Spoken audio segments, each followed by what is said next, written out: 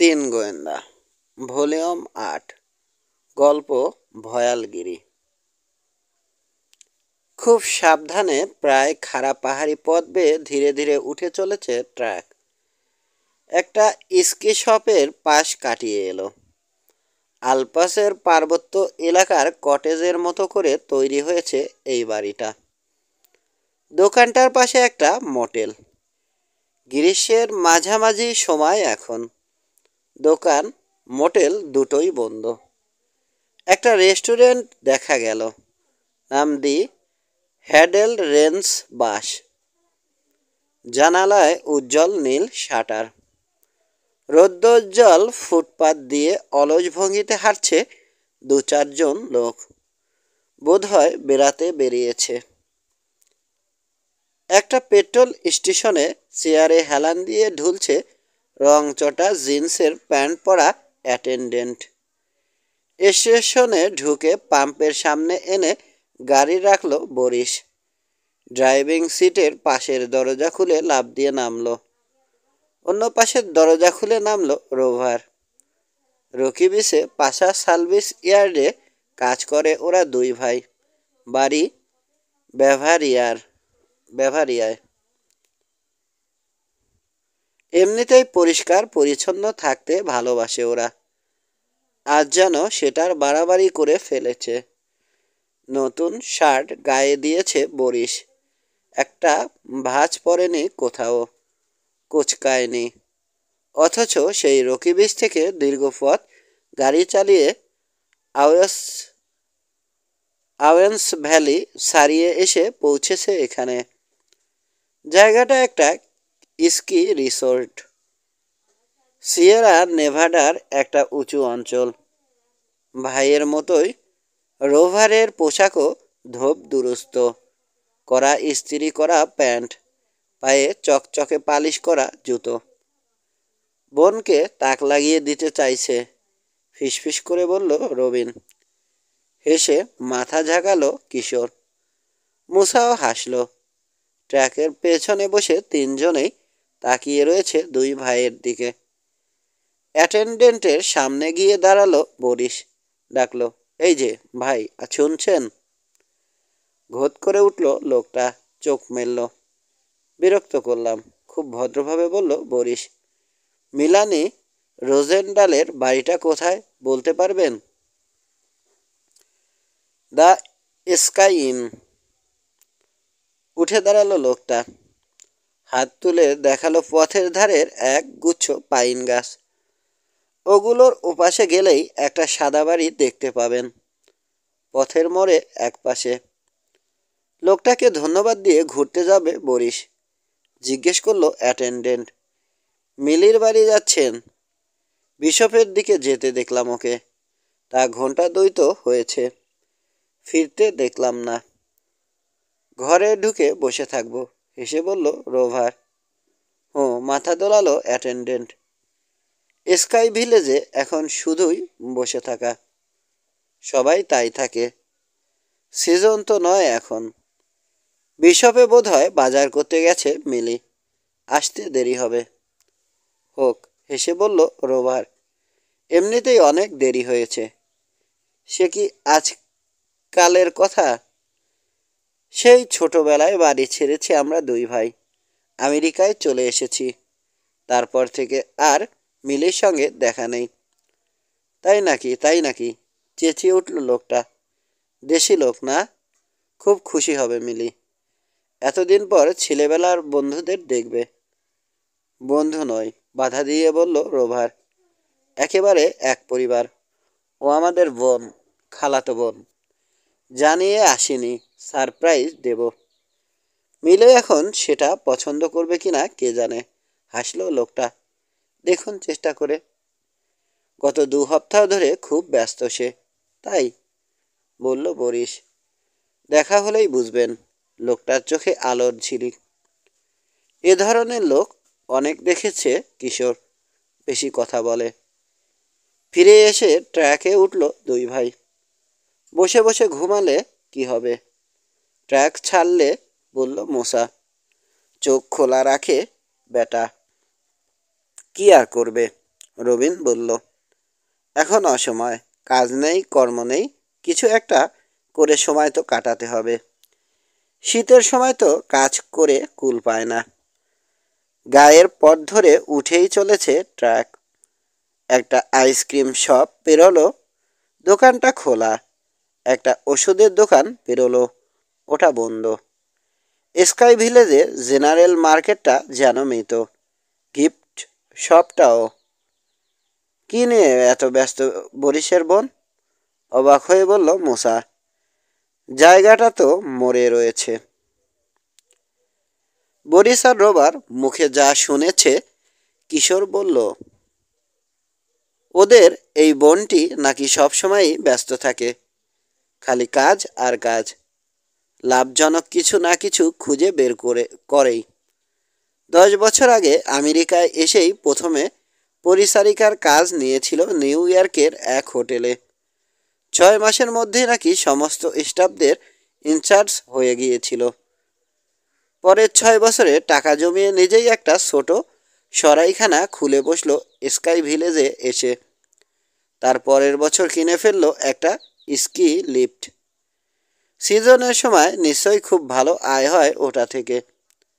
শুধু একটা চাকরি করেই সরাইখানা কেনার টাকা জমিয়ে ফেলেছিল? না, একটা করেনি, পার্ট টাইম আরও একটা করতো। কিপটেমে করে খেয়ে পড়ে যা বাঁচত সেগুলো ব্যাংকে না রেখে অন্য লোকের ব্যবসায় খাটাতো। মহিলা real businessman, I mean woman. ওই বোনকে নিয়ে খুব গর্ব করে বরিশ আর রোভার। এতদিন দেখা করেনি বটে, তবে চিঠি লেখালেখি চলে। ওদের ঘরে মিলানির অনেক চিঠি আছে, যত্ন করে সব রেখে দিয়েছে। আমাকে ডেকে নিয়ে গিয়ে তার চিঠি পড়ে শোনায়। বোনের ছবিও আছে ওদের ঘরে। কতদিন আমাকে বলেছে সময় পেলেই স্কাই ভিলেজে আসবে বেড়াতে। এবার পেল সুযোগ।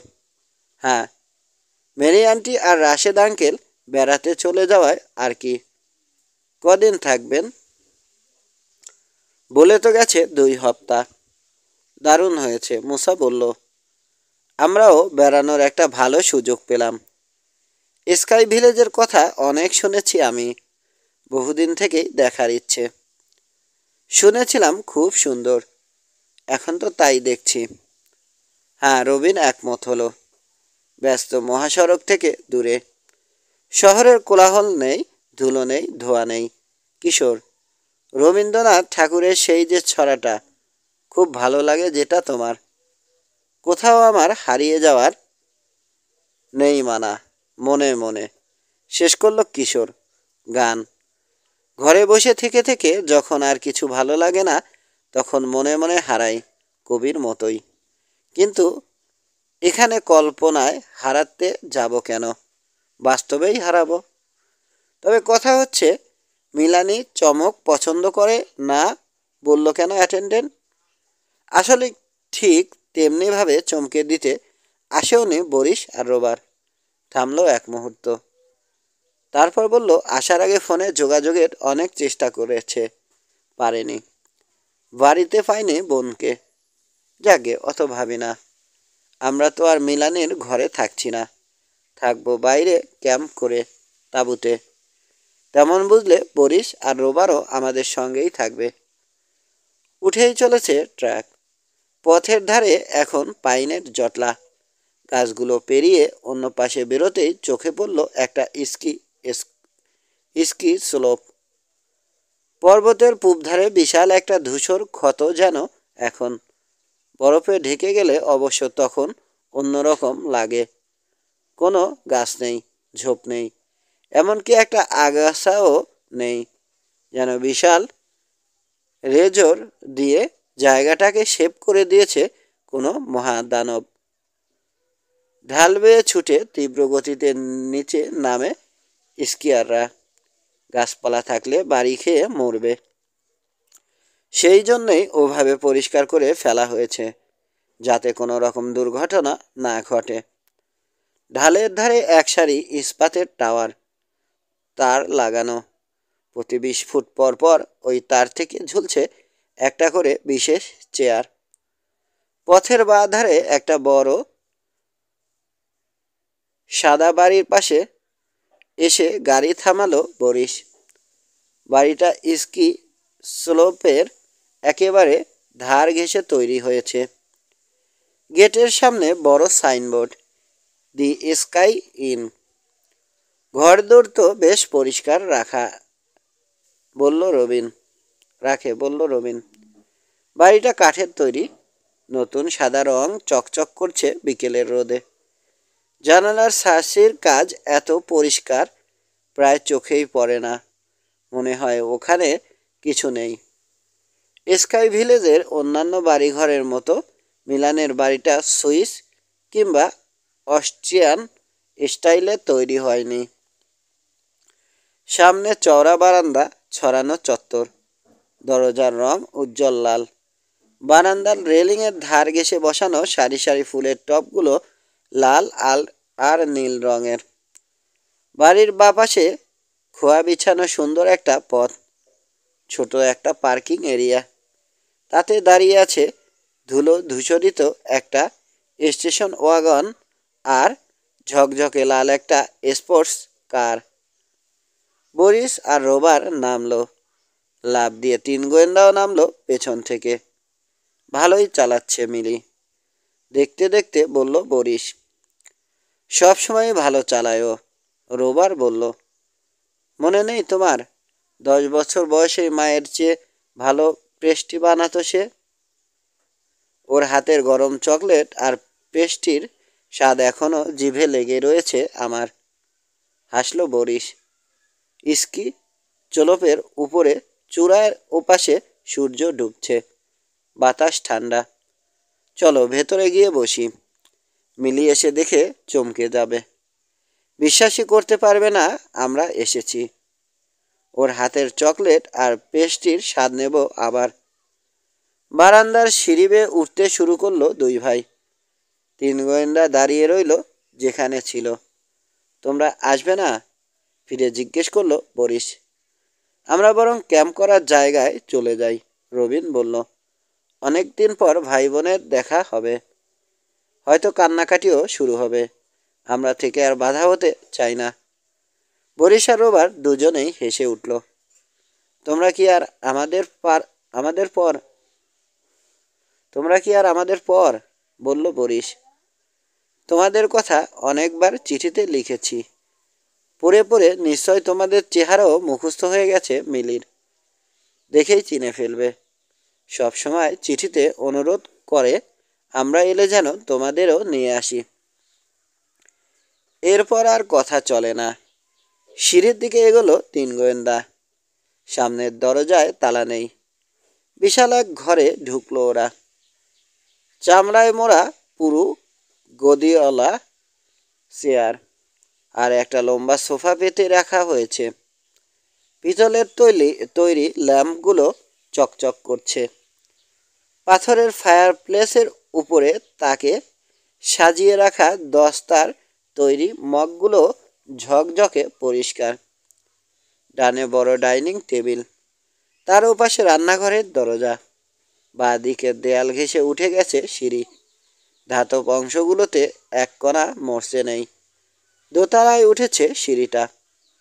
বাতাসে পোড়া কাঠ আর আসবাবপত্রের পালিশের গন্ধ। মৃদু আরেকটা গন্ধ পেল কিশোর, সুগন্ধ। তাতে তার মনে হলো এখনো খুব ভালো পেস্ট্রি বানায় মিলি।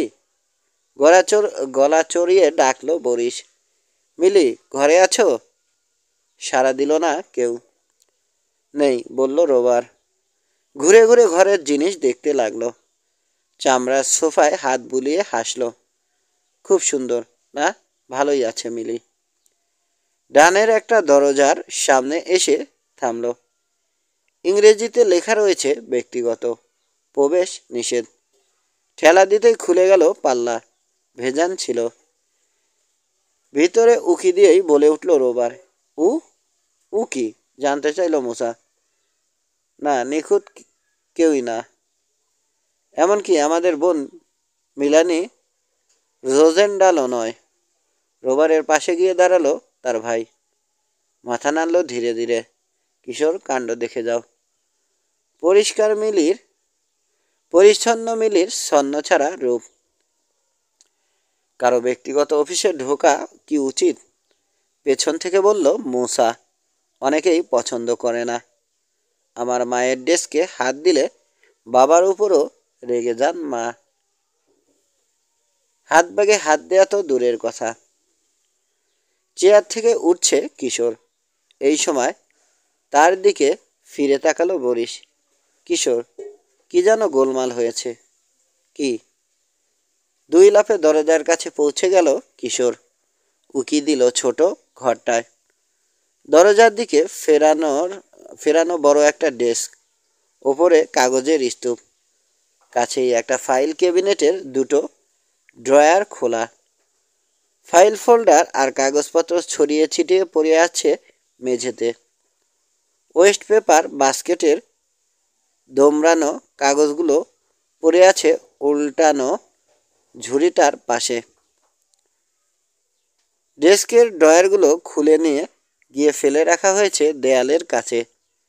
ডেস্ক চেয়ারের পেছনে জানালার চৌকাঠের নিচের জায়গাটায় স্তূপ হয়ে আছে খাম, ফটোগ্রাফ আর পিকচার পোস্টকার্ড। দেয়াল থেকে টেনে খুলে ফেলা হয়েছে একটা বুককেস। একটা পিন ট্রে উল্টে পড়ে রয়েছে মেঝেতে।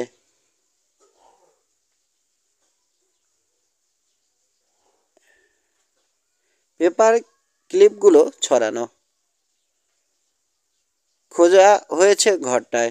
কিশোরের কাঁধের উপর দিয়ে উঁকি দিচ্ছে মশা। দেখে তাই মনে হয়, বলল গোয়েন্দা প্রধান। হয় কেয়ারই করেনি লোকটা, কিংবা খুব তাড়াহুড়া ছিল, তাই এত বেশি অগোছাল। এই কি হচ্ছে এখানে ওখানে? পেছনে গর্জে উঠল একটা কর্কশ কণ্ঠ। ঘুরে দাঁড়ালো সবাই। সিঁড়ির গোড়ায় দাঁড়িয়ে আছে মানুষটা, হাতে শটগান। দুই, কি হলো? জবাব নেই কেন? ভীষণ ভঙ্গিতে বন্দুকের নল নাড়ালো লোকটা।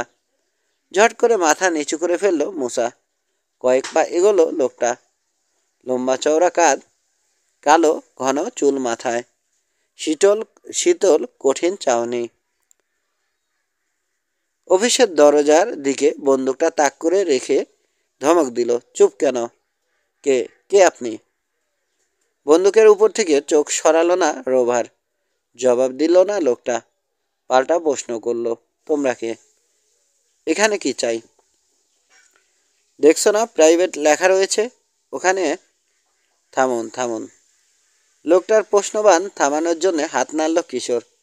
বড়দের ঢঙে গম্ভীর হয়ে বলল, আপনি এখানে কি করছেন সেটা জানা দরকার আমাদের। আগে সে কথা বলুন। কি? এই ঘরটা সার্চ করা হয়েছে, অফিসটা দেখিয়ে বলল কিশোর। পুলিশও জানতে চাইবে আপনি এখানে কি করছেন, আর শটগান হাতে ধমকি বা দিচ্ছেন কেন? কিশোরের কণ্ঠস্বর আর ভাবভঙ্গি দ্বিধায় ফেলে দিল লোকটাকে। বন্দুকের নল নামলো মেঝের দিকে। পুলিশ ডাকবে? সে কথাই তো ভাবছি। তবে আরও একটা কথা ভাবছি, মিস রোজেন্ডালের ফেরার অপেক্ষা করব কি না। রোজেন্ডাল? হেসে উঠল লোকটা। কিছু। বাইরে দরাম করে গাড়ির দরজা বন্ধ হলো। চত্বর ধরে দ্রুত এগিয়ে এলো জুতোর আওয়াজ। দরজা খুলে ভিতরে ঢুকলো লম্বা এক মহিলা, হাতে জিনিসপত্রের প্যাকেট। মিলি, বলে উঠল বরিশ। স্থির হয়ে গেছে মহিলা। একে একে চোখ ঘুরে গেল বন্দুকধারীর উপর থেকে বরিশ আর রোবারির দিকে। মিলি, আবার বলল বরিশ।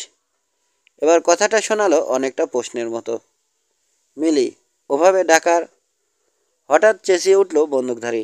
হায় হায়, বুঝতেই পারিনি। তোমরা নিশ্চয় বরিশ আর রোভার। রকি বিচ থেকে এসেছ। তুমি করে বলে ফেললাম ভাই, কিছু মনে করো না। তোমাদের ছবি দেখিয়েছে আমাকে মিলি। এতবার করে জিজ্ঞেস করছি, নাম বললে না কেন? যদি গুলি করে বসতাম। আপনি কি মিলির বন্ধু? জিজ্ঞেস করলো রোভার। হ্যাঁ, তা বলতে পারো। মিলি, তোমার ভাইদের জানাওনি? লেক টাহাইতে যাওয়ার আগেই তো তোমাকে বলেছি চিঠি লিখতে। Boris, rover.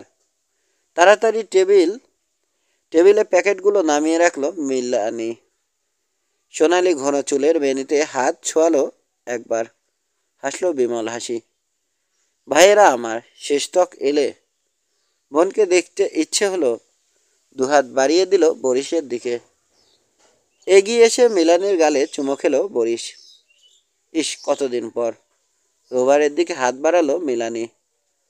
রোভারও এসে কনুই দিয়ে গুঁতো মেরে ভাইকে সরিয়ে চুমো খেলো বোনের গালে। এত বড় হয়ে গেছো তোমরা, দেখে বিশ্বাসই হতে চায় না, বলল মিলানি।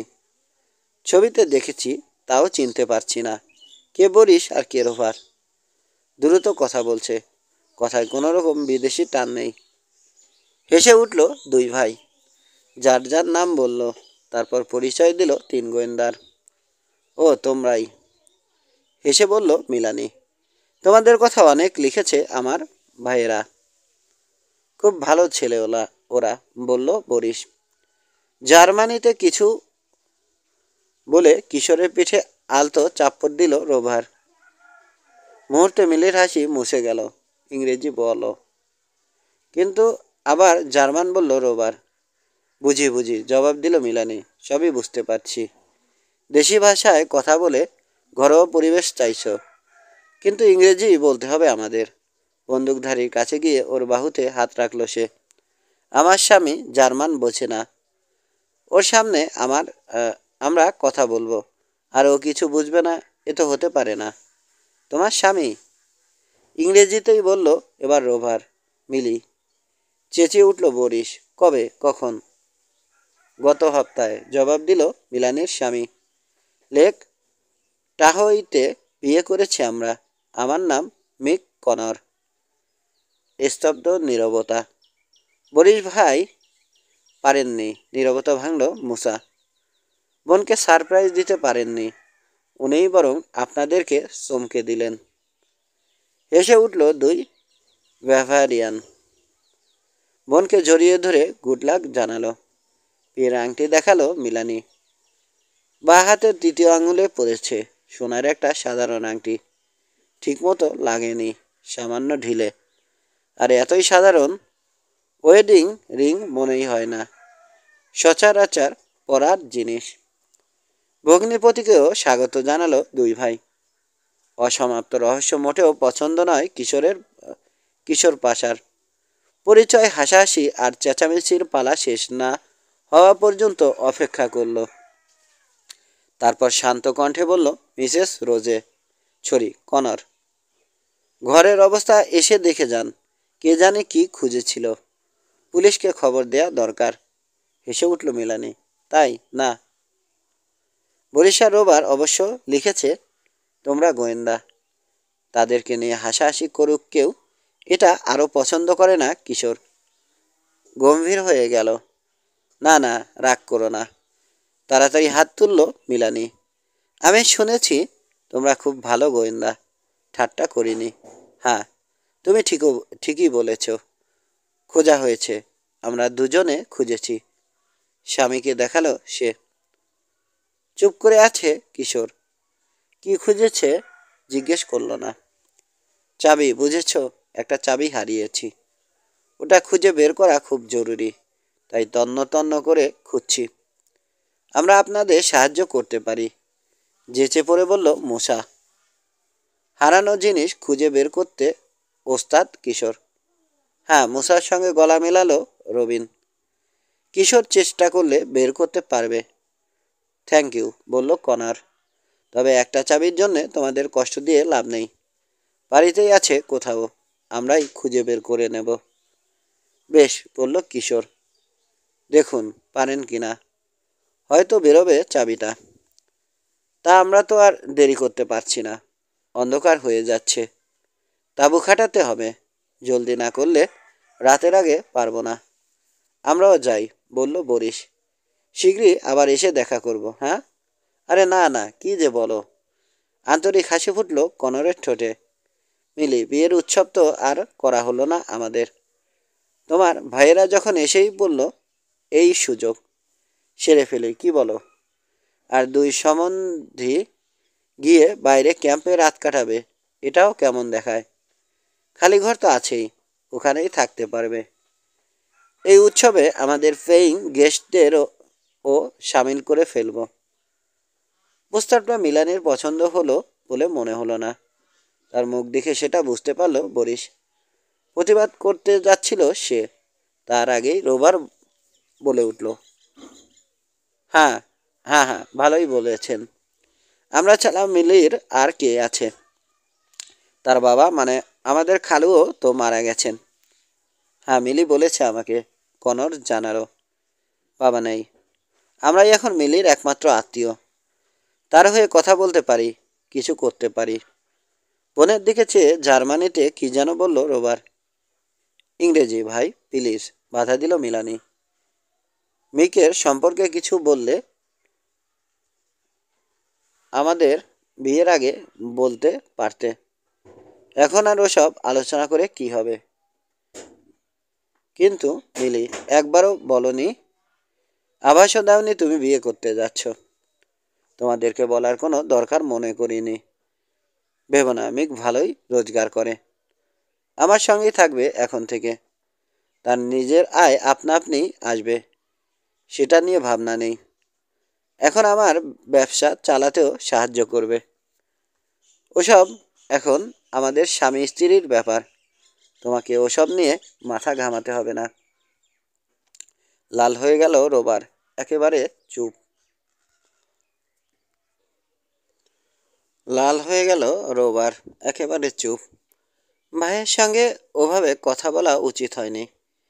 স্ত্রীকে এটা বোঝাতে গেল কনার, কিন্তু তাকে সুযোগ দিল না মিলানি। টেবিল থেকে প্যাকেটগুলো তুলে নিয়ে দুই ভাইয়ের দিকে একবারও না তাকিয়ে সোজা গিয়ে ঢুকলো রান্নাঘরে। আমরা বরং চলেই যাই, মুখ দেখেই বোঝা যায় মন খারাপ হয়ে গেছে বরিশের। কি যে বলো, হাসি মুখে বলল কনার।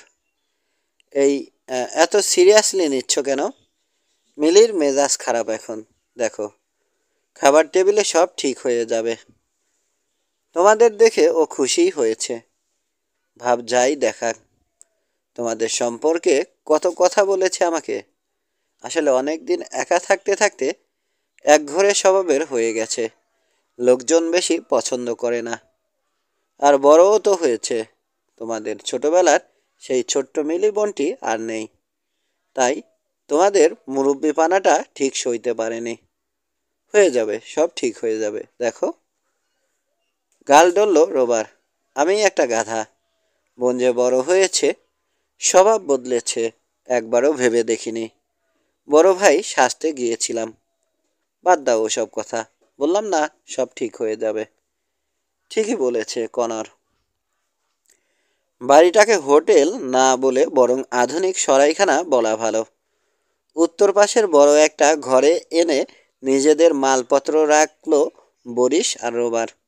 মোট 4টে বেডরুম, দুটোতে দুজন পেইং গেস্ট থাকে। তার মানে আর কোনো ঘর খালি নেই। উত্তর দিকে বাড়িটার ডান পাশে কয়েকটা পাইন গাছের নিচে তাঁবু খাটালো 3 গোয়েন্দা। কনরই এই পরামর্শ দিয়েছে তাদেরকে।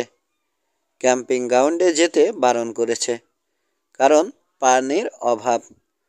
ওখানে একটা ঝর্ণা আছে বটে, কিন্তু বছরের এই সময়ে যেহেতু বরফ থাকে না, বরফ গলা পানিও নামে না ঝর্ণা বেয়ে। কাজেই সরাইখানার কাছাকাছি থাকাই ওদের জন্যে ভালো। যখন যা দরকার এসে নিয়ে যেতে পারবে। রাতে ছেলেদেরকে ডিনারের দাওয়াতও দিয়ে ফেলল কনার। ডিনারের আগে গেস্ট দুজনের সঙ্গে পরিচয় হলো 3 গোয়েন্দার। মিস্টার ডোনার রোগাটে হাড্ডি সর্বস্ব ছোটোখাটো একজন মানুষ। বয়স 50 হতে পারে, বেশিও হতে পারে।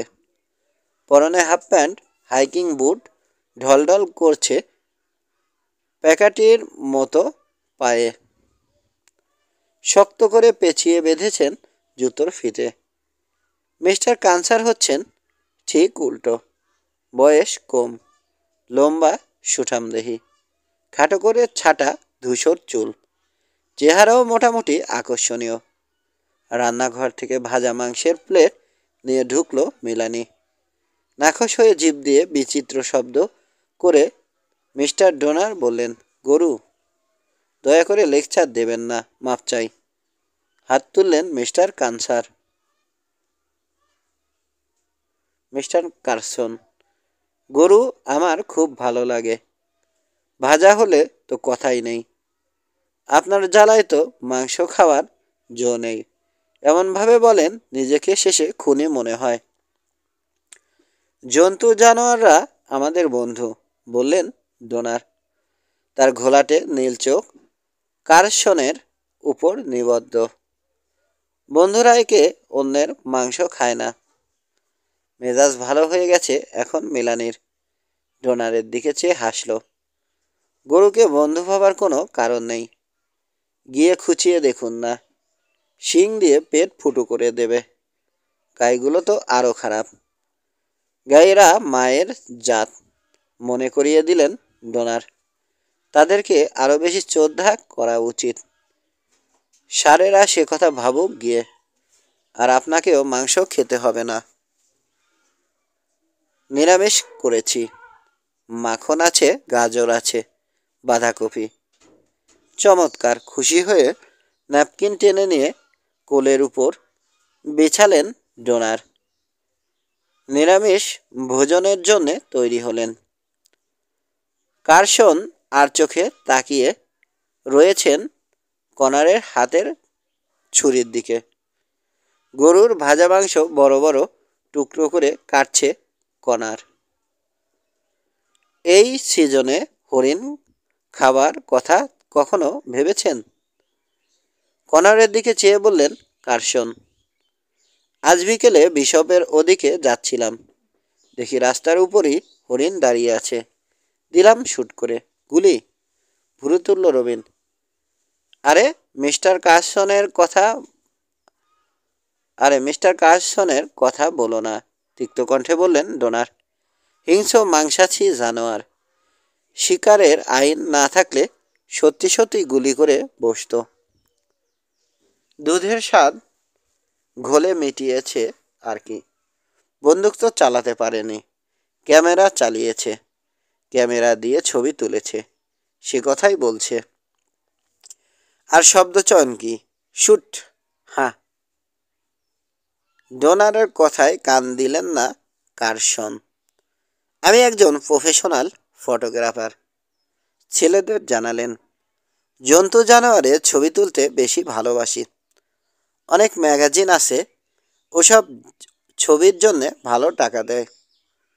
ছবি তুলে টাকা খাওয়া আর ওদের মাংস খাওয়া একই কথা। কি করে এক কথা হলো? প্রতিবাদ করলেন কারসন। আমি তো শুধু ছবি তুলি, কোনো ক্ষতি করি? ভাজা মাংসের গন্ধে নাক কুচকালেন ডোনার। বড় একটা টুকরো কারসনের প্লেটে তুলে দিল কনর। মিস্টার ডোনার হাওয়া বদল করতে এসেছেন, মেহমানদের জানালো সে। এসেছেন ভালো জায়গায়, আমিও খুব প্রেরণা পাচ্ছি। প্রায়ই তিনি উঠে যান উঁচু এলাকায়। স্কি স্লোপের উপরে একটা তৃণভূমি আছে, তার উপরে বন, মাইলের পর মাইল। ভাবছি শুধু শীতকালে ব্যবসা করব কেন, গরমকালেও করতে পারি। ওই বনে ট্যুরিস্ট নিয়ে যাওয়ার ব্যবস্থা করতে পারি। বুনো পরিবেশে বন্য জানোয়ার দেখতে পছন্দ করে অনেকে, তারা আসবে। থাকা খাওয়া ভালো থাকা খাওয়ার ভালো ব্যবস্থা করতে পারলেই হলো। সেদ্ধ তরকারি চিবোতে চিবোতে মুখ তুললেন ডোনার। বুনো পরিবেশে বুনো পরিবেশ তাহলে আর বেশি দিন বুনো থাকবে না। আমার তা মনে হয় না। কয়েকজন ট্যুরিস্ট এলে আর বনের এমন কি ক্ষতি হবে? পাখিরা মানুষ হরহামেশাই দেখে, এখানকার ভাল্লুকেরাও দেখে। ওগুলো তো এখন নেরি কুত্তা হয়ে গেছে, বলে উঠলেন কারসন। ডাস্টবিনে খাবার খুঁজতে আসে, কাল রাতেও এসেছিল। ময়লা ছড়িয়ে নোংরা করে দিয়ে গেছে চত্বর। কথাটা শেষ করে দিল কনর। ওদের কি দোষ? ভাল্লুকের পক্ষ নিলেন ডোনার। কি শুকনোই না যাচ্ছে এ বছরটা। বনের মধ্যে নিশ্চয় খাবারের অভাব হয়েছে, তাই গায়ে এসেছে খাবার খুঁজতে। এখানে কার অধিকার সবচেয়ে বেশি? বন আগে থেকেই ছিল, ভাল্লুকেরও ছিল। মানুষেরাই তো ওদের এলাকায় উড়ে এসে জুড়ে বসেছে। ওই বিশেষ ভালুকটা ছিল না, দীর্ঘ কণ্ঠে বলল কনর। ওটা একটা আস্ত শয়তান, আর না এলেই ভালো করবে। বর্বরের মতো কথা। জোরে টেবিলে চাপ্পড় মারল মিলানি। থামুন তো আপনারা, খেতে বসলেই খালি ঝগড়া। আজ রাতে মেহমান আছে আমাদের, দেখতেই পাচ্ছেন। মিক, তোমারও একটু বুঝে শুনে কথা বলা উচিত, অন্তত আজকে। অস্বস্তিকর নীরবতা। কি বলে আবার পরিবেশটাকে সহজ করা যায় সে কথা ভাবছে কিশোর। তাঁবু খাটানোর সময় দেখেছিল একটা জায়গা খোঁড়া হচ্ছে। মিলানের দিকে চেয়ে বলল, নতুন কিছু করছেন নাকি? সরাইয়ের পেছনে মাটি খুঁড়ছে দেখলাম। নতুন বাড়ি তুলবেন? না, কনার জবাব দিল। Swimming pool. Swimming pool? Boris অবাক। এই এলাকায় সুইমিং পুল? এই ঠান্ডার দেশে? দুপুরবেলা সাংঘাতিক গরম পড়ে, তাছাড়া ঠান্ডা পানি থাকবে না। গরম করার ব্যবস্থা করা হবে। বনের ভেতর থেকে ঘেমে এসে গোসল করতে ভালোই লাগবে লোকের। উপরে ছাউনি তুলে দেব শীতকালে। ঠান্ডা বরফে স্কিইং করে এসে গরম পানিতে গোসল। কি আরাম হবে ভাবো একবার। বড় বড় কল্পনা আপনার, তাই না? কার্সনের কথার ধারটা কিশোরের কান এড়াল না। বিরক্ত হচ্ছেন নাকি? প্রশ্ন করল কনর। কার্সন জবাব দেওয়ার আগেই বাড়ির পেছনে ঝনঝন করে পড়ল কি যেন, তারপর হুড়মুড় শব্দ। নিশ্চয় ডাস্টবিন উল্টে পড়েছে। চেয়ার ঠেলে উঠে দাঁড়ালো কনর। এগিয়ে গেল সিঁড়ির নিচের ছোট আলমারির দিকে। নাও, চেঁচিয়ে উঠলেন ডোনার। নিষেধ শুনল না কনর। আলমারি থেকে বন্দুক বের করে ঘুরল। না না, লাফ দিয়ে উঠে রান্নাঘরের দিকে দৌড় দিলেন ডোনার। পেছনে দৌড় দিল কনার। তাদের পেছনে ছুটল বরিস, রোবার আর 3 গোয়েন্দা। ওরা রান্নাঘরে ঢুকতে ঢুকতে টান দিয়ে পেছনের দরজা খুলে ফেলেছেন ডোনার। চেঁচাতে লাগলেন, হেই হেই, ভাগ, পালা, যা যা। হাত ধরে হ্যাঁচকা টান মেরে হালকা মানুষটাকে সরিয়ে দিল কনর। পলকের জন্য দেখলো ছেলেরা। বড় কালো একটা ছায়া দৌড়ে চলে যাচ্ছে স্কিচলপের ধারে গাছগুলোর দিকে। বন্দুক তুলে ট্রিগার টিপে দিল কনর। হুম করে গুলি ফুটল না, ফট করে উঠল। তারপর মৃদু একটা শীষ। ধুর, বিরক্ত হয়ে বলল কনর। মিস করেছেন না? স্বস্তির নিঃশ্বাস ফেললেন ডোনার। রান্নাঘরে ফিরে এলো কনার। আপনি আপনি না, ধরে চাপকাতে ইচ্ছে করছে আপনাকে। হিহি। আকন্ন বিস্তৃত হলো ডোনারের হাসি। কিশোরের হাত ধরে টানলো মোসা, বের করে নিয়ে এলো রান্নাঘর থেকে। খাবার টেবিলের দিকে হাঁটতে হাঁটতে ফিসফিস করে বলল, বন্দুকটা দেখেছো? মাথা ঝাঁকালো কিশোর। ট্যাঙ্কুলাইজার গান, ভারী অদ্ভুত। ঘরে শটগান থাকতে ওই জিনিস নিয়ে তাড়া করলো কেন? 3। স্লিপিং ব্যাগের ভেতরে ঢুকে অন্ধকারে তাকিয়ে রয়েছে কিশোর। 3 গোয়েন্দা আরেকটা কেস পেল। তাঁবুতে তার পাশের শুয়েছে রবিন। এক কোণে ভর দিয়ে গা তুলল। চাবিটা কি খুঁজবো আমরা? না। ডিনারের পর বরিস আর রোবারের সাথে কথা হয়েছে আমার। মিলানের স্বামীর ব্যাপারে তদন্ত করতে বলল আমাকে। লোকটাকে নাকি সুবিধের লাগছে না ওদের। শব্দ করে হাই তুলল মুসা।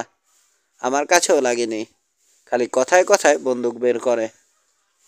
আর ভাল্লুক তাড়াতে ট্যাঙ্কুলাইজার গান বের করে। তার কথার পিঠে বলল কিশোর। শটগান রাখা স্বাভাবিক, কিন্তু অন্য অস্ত্রটা কেন রেখেছে? বন্দুকের ব্যাপারে কোনো মাথা ব্যথা নেই বরিস আর রোবারের। ওরা ভাবছে সুইমিং পুলের কথা। ওদের ভয় মিলানি একটা ছাগলকে বিয়ে করেছে। কাজকর্ম যে কিচ্ছু বোঝে না। বড় বড় বেহুদা পরিকল্পনা করে টাকা নষ্ট করবে, শুধু শুধু ফতুর করে দেবে ওদের মনকে। ঠিকই বলেছে। সরাইখানাটায় আছেই মোটে 3টে গেস্ট রুম, তার জন্য এত বড় এক সুইমিং পুল কেন? বরিশাল রোবার আরেকটা ব্যাপারে চিন্তিত। মিক কনারের কোনো কাজ নেই, চাকরি বাকরি করে না। ওদের মতে ওর বয়সে একজন লোকের অবশ্যই কোনো না কোনো কাজ করা উচিত, যাতে পয়সা আসে। ঘরে মালপত্র গোছানোর সময় নাকি কনরকে জিজ্ঞেস করেছিল ওরা। কনর জবাব দিয়েছে পৈতৃক সূত্রে অনেক টাকা পেয়েছে সে, কাজ করার দরকার নেই। রিন্ন তো দেখা হয়েছে মিলানের সঙ্গে, পরিচয় হয়েছে, বিয়ে করবে ঠিক করেছে। পার্কিং লটে লাল স্পোর্টস কারটা যে দেখলাম, ওটা নাকি তার, নেভাডার নাম্বার প্লেট লাগানো। কাজেই রিনোর কথাটা বোধহয় মিথ্যে বলেনি। কি করব তাহলে? জিজ্ঞেস করলো মুসা। রিনো তো গিয়ে তার পড়শিদের সঙ্গে আলাপ করব। দরকার নেই। রবিন, তোমার বাবা রিনোতে কাউকে চেনেন? রিনো? না, ওখানকার কারো কথা বলতে শুনিনি বাবাকে, তবে বলে দেখতে পারি। মিক কনারের ব্যাপারে খোঁজ খবর নিতে। ঠিক আছে, কাল সকালে ফোন করো। ব্যাগ থেকে বেরিয়ে এসে তাঁবুর কানা তুলে বাইরে তাকালো কিশোর। সরাইখানার সমস্ত জানালা অন্ধকার, একটা ছাড়া, মিলানের অফিসে মিক কনার। মুসাও বেরোলো ব্যাগ থেকে, কিশোরের মতোই তাঁবুর কানা উঁচু করে তাকালো। জানালায় পর্দা না থাকায় কনরকে দেখা যাচ্ছে।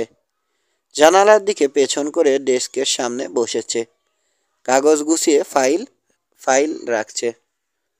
অবাক লাগছে, মুসা বলল। কাজটা করার কথা মিলানির, পরিচ্ছন্নতা সেই ভালোবাসে। মিলানি হতাশ করেছে আপনাকে, বলল কিশোর। বরিশাল রোবারকেও। ওদের দেখে খুশি হয়নি মহিলা। দেশি ভাষায় কথা বলতে চায়নি, কথা তেমন একটা বলেওনি। স্বামীটাই তো যা বলার বলল। গরম শার্ট আর জিন্সের প্যান্ট মোছার পরনে। অন্ধকার হাতরে জুতো খুঁজে বের করে পায়ে লাগালো। খিদে লেগেছে আমার। কনর তো জেগেই রয়েছে, গিয়ে বলে দেখি 1 গ্লাস দুধ আর মিলানির হাতের 1-আধটা পেস্ট্রি দেয় কিনা। এখনই আবার খাবে, বলে কিশোরও জুতো খুঁজতে শুরু করলো। রবিনও বেরিয়ে এলো ব্যাগ থেকে। আমিও যাব। এই থাম, হঠাৎ বলে উঠল কিশোর। স্থির হয়ে গেল মুসা আর রবিন। তাঁবুর পিছনে মৃদু আওয়াজ, চাপা গুঙানি আর ফোসানির মিশ্রণ। ভাল্লুক। ফিসফিসিয়ে বলল মুসা। মট করে একটা শুকনো ডাল ভাঙল। খচমচ করে উঠল কি যেন, বোধহয় জানোয়ারটার পায়ে লেগে গড়িয়ে গেল একটা পাইনের মোচা। দেখা গেল ওটাকে। তাঁবুর দিকে ফিরে থামল। জানালার আলোয় পটভূমিতে দেখল ওটাকে। ছেলেরা। ভাল্লুকি, বিশাল। ওদের দিকে ফিরে নাক টানল। যা যা ভাগ, বলল বটে। গলায় জোর নেই মুসার, নড়ল না ভাল্লুকটা। ছেলেদের দিকে চেয়ে রয়েছে, ওরাও চেয়ে রয়েছে ওটার দিকে। কেউ নড়ছে না। অবশেষে 3 কিশোর আর তাঁবুর প্রতি আগ্রহ হারালো জানোয়ারটা। একবার নাক ঝেড়ে রওনা হলো সরাইয়ের পেছন দিকে। খাইছে। চেপে রাখা নিঃশ্বাস ফোঁস করে ছাড়ল মূসা। এত বড়। খাবার খুঁজতে গেল। গলা কাঁপছে রবিনের। কয়েক সেকেন্ড পরেই ধুরুম করে উল্টে পড়ল ময়লা ফেলার ড্রাম। লাফিয়ে উঠতে দেখা গেল কনরকে। সে দরজার কাছে পৌঁছার আগেই সরাইয়ের পেছনে জ্বলে উঠল নীল তীব্র সাদা আলো। মুহূর্ত পরেই শোনা গেল একটা বিচিত্র বুনো চিৎকার, তারপর আরেকটা চিৎকার মানুষের। হুড়োহুড়ি করে তাঁবু থেকে বেরিয়ে দৌড় দিল 3 গোয়েন্দা। বাড়িটার মোড় ঘুরেই দেখল ইস্কি চলপের দিকে ছুটে চলে যাচ্ছে একটা ছায়ামূর্তি। সরাইয়ের দক্ষিণে গাছের জটলার ভেতরে ডাল ভাঙার শব্দ হলো।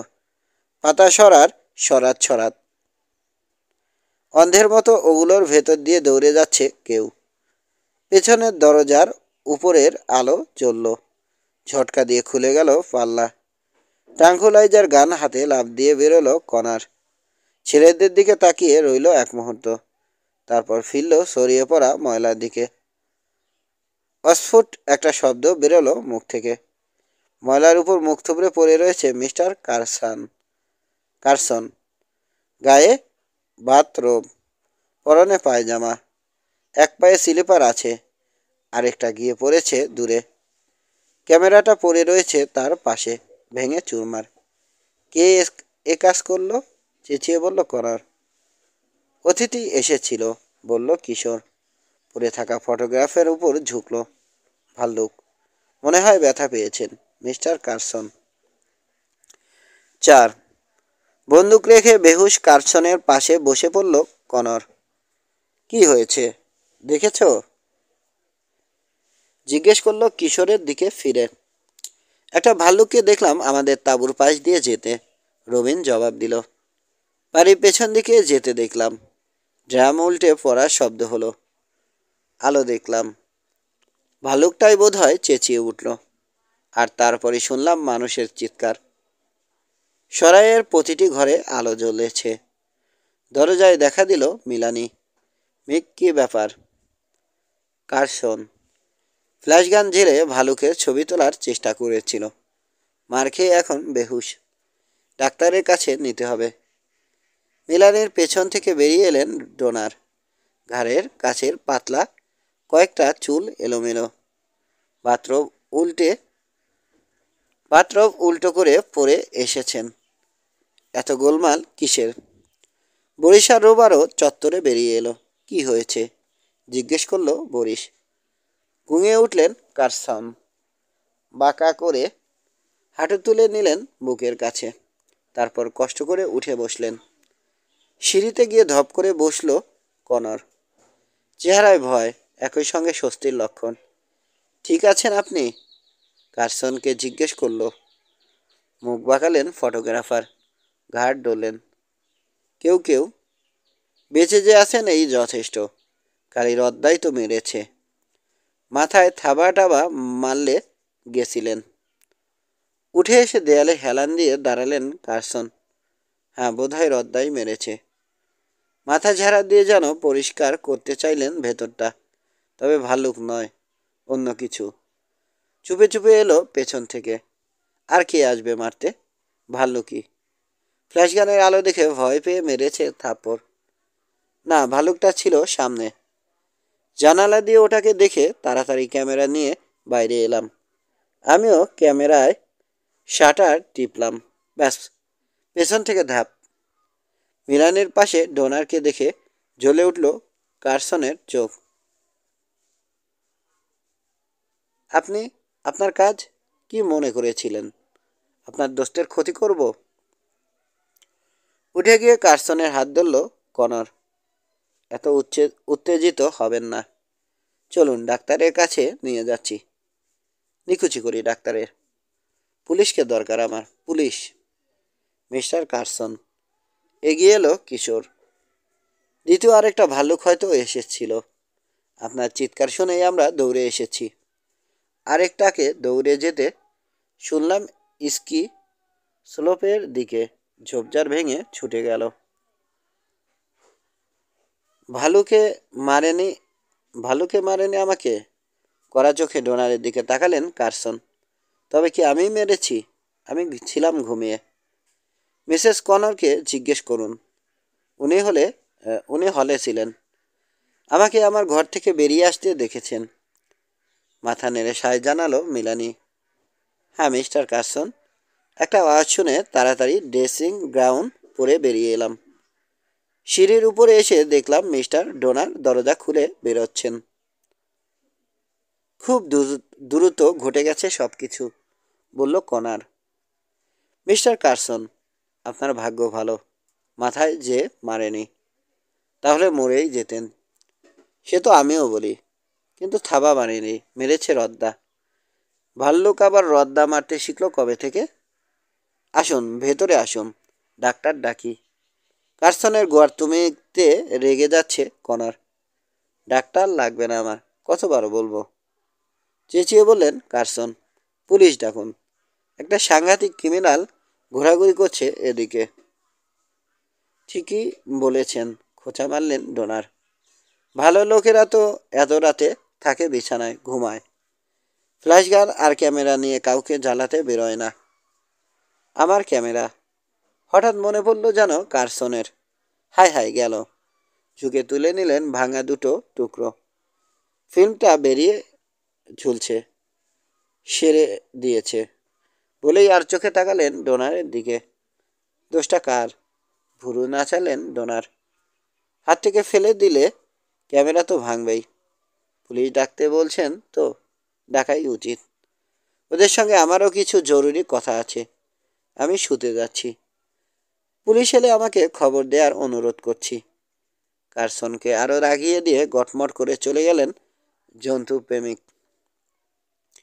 মিস্টার ডোনার ঠিকই করেছেন, বলল কনার। আমাদের সবারই শুতে যাওয়া উচিত। তিন গোয়েন্দার দিকে ফিরল। আজ রাতে আর তাঁবুতে থেকো না। ভালুকগুলো খেপেছে। রাতে আবার কি করে বসে ঠিক নেই। ভালুক নয়, চেঁচিয়ে উঠলেন কার্সন। তাহলে কে? হঠাৎ করে কার মাথায় ভূত চাপল? রাত বিরেতে লোকের ঘাড়ে এসে রদ্দা মারার এত শখ হলো কার? এখনো বলুন, ডাক্তার ডাকবো কি না? আর শেরিফকে ডাকলে কি হবে?